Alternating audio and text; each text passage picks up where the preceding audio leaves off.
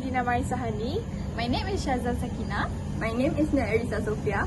My name is Nur Alia Nabila.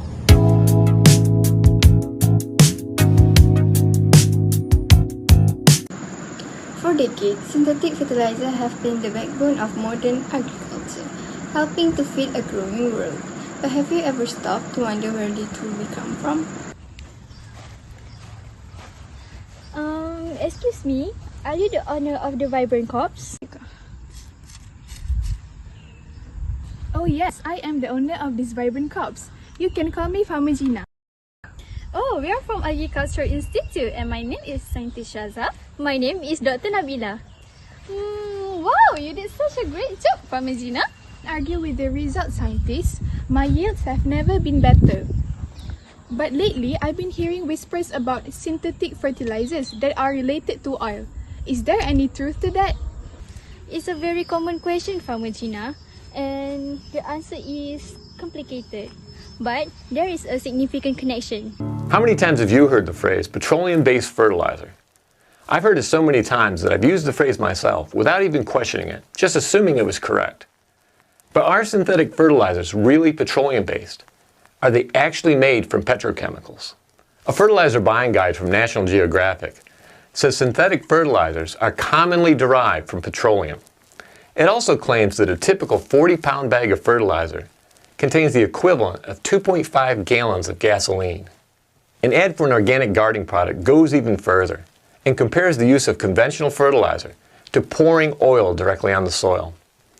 It was this over-the-top comparison that really raised a red flag for me and prompted me to dig into this issue more deeply.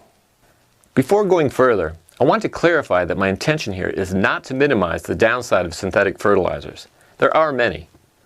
I also don't intend to minimize the fact that our food system is heavily dependent on fossil fuels. Rather, I simply want to ensure that my use and advocacy of organic practices is based on facts.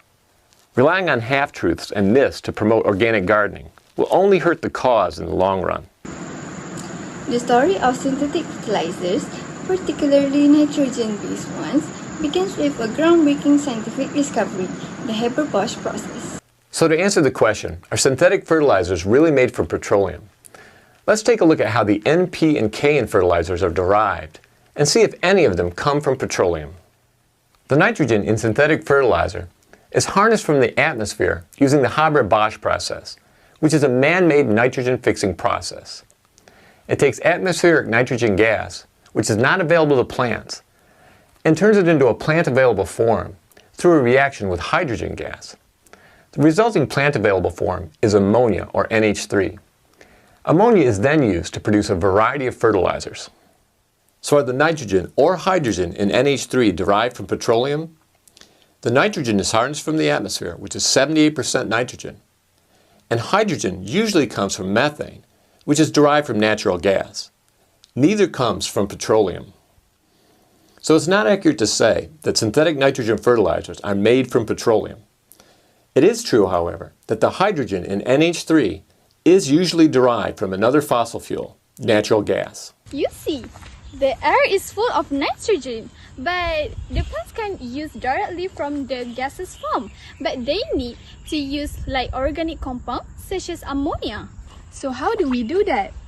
The Haber-Bosch process, developed over a century ago, is the key. It combines the nitrogen from the air with hydrogen. The primary source of hydrogen needed a massive energy to drive the reaction, which is natural gas, commonly called as fossil fuel, closely related to petroleum. Natural gas? So it's not directly from petroleum like gasoline, but it's from the same family? Exactly. The natural gas provides the hydrogen molecule and full high temperature and the pressure required for the process. However, I definitely not take it a step further and compare the use of synthetic nitrogen fertilizer to pouring liquefied natural gas onto my garden soil. It's really not the same thing. Though the hydrogen is derived from natural gas, the resulting ammonia, or NH3, is the same as if the hydrogen had been derived from another source, like the electrolysis of water. It's not just nitrogen. While phosphorus and potassium fertilizers are primarily mined from the earth, the mining and the processing of these materials require substantial energy, often derived from fossil fuels. Okay, let's move on to phosphorus. The phosphorus in most conventional fertilizers comes from mined rock phosphate, which is the same source used by many organic fertilizers. However, to make the phosphorus plant available, the rock phosphate is reacted with chemicals like ammonia to produce fertilizers like monoammonium and diammonium phosphate. These fertilizers bring together the nitrogen from the Haber-Bosch process with the phosphorus from the rock phosphate. So the phosphorus in conventional fertilizers does not come from petroleum.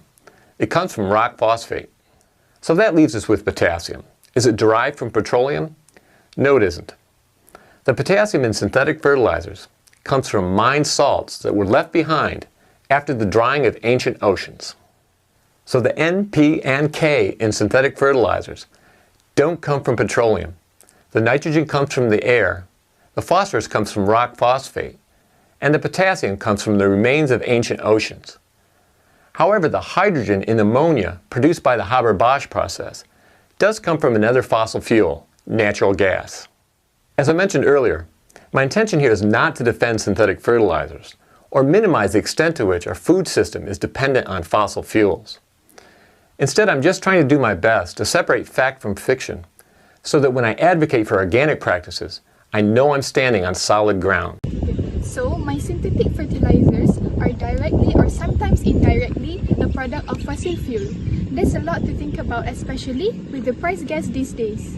Indeed, the reliance on fossil fuel for fertilizer production has economical and environmental implications. It contributes to greenhouse gas emission and ties agricultural costs to volatile energy. So, what's the alternative? Go back to just manure? Manure is excellent and organic farming methods are a part of the solution. But nowadays, science is also exploring new technology, more methods for ammonia production, like using renewable energy for electrolysis to get hydrogen from water.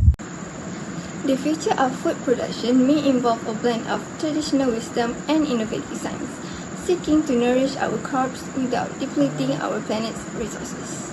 It is a complex picture, guys, but it's good to know the full story. Give me something to chew on while I'm planning for the next season.